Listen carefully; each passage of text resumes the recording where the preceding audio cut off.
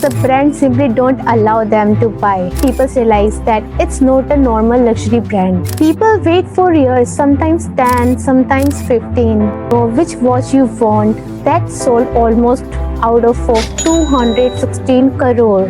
Mukesh Ambani also spotted wearing Patek Philippe. What would you do if you walked in a store with lot of money but still walked out empty-handed? Sounds impossible, right? But that happens all the time at Patek Philippe. People worth hundreds of millions go in, ask for a watch and are politely told no. Not because they can't afford it, but because the brand simply don't allow them to buy. And that's the usually moment when people realize that money is not everything. And that's usually the moment when people realize that it's not a normal luxury brand. So, why does Patek behave like this? Why doesn't it chase its customers like other brands do? The truth is, Patek doesn't try to impress you at all. It quietly tests you. People wait for years, sometimes 10, sometimes 15, just to be considered. Imagine, already you know which watch you want, the money is ready, but the brand said to you, not yet. Would you walk away or would you wait? And here is the bigger question. What kind of brands thinks like that? Because Patek is not really about the brands or the watches. It's about time in a deeper sense. Time. The generational time.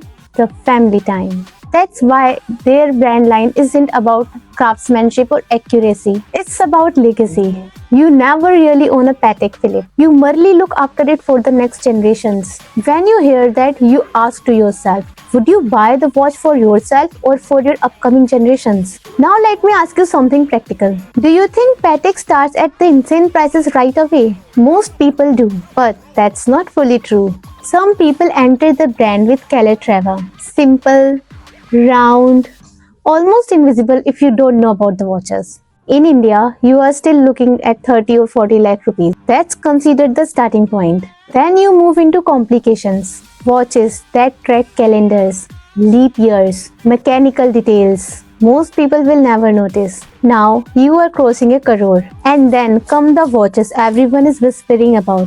The Nautilus and the Aquanaut. On paper, there is a retail price. But here is the real question. Who actually gets them at that price?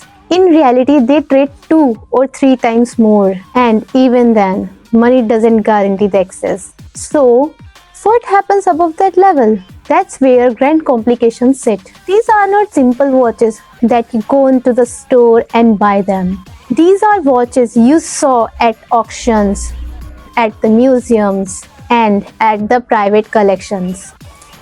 Some of them cross 10 of the crores. And that famous Patek that sold almost out of 216 crore. Ask yourself this. Was that about flexing wealth or about owning something that can never truly be recreated? Now here is something worth noticing. Have you ever seen about any personality or any person who buy the watch and talk loudly about it? Usually no. You will see people like Warren Buffett, who thinks in decades, not in quarters. Paul McCartney, wearing the same Patek for the years. No changes, no upgrades, just the same Patek watch. Eric Clapton, whose collection was discussed within the private collectors who want to buy those watches. Even in India, Mukesh Ambani also spotted wearing Patek Philippe. It's not about the brand, it's about the legacy. The legacy this brand Patek Philippe created.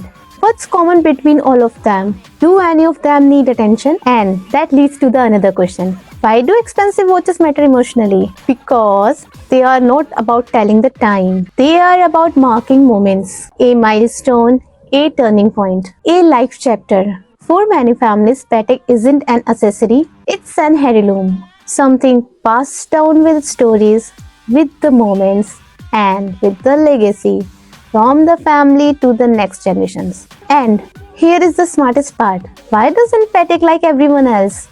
Why it didn't sell their watches to everyone? No influencers shouting prices, no discounts, no urgency, just a legacy.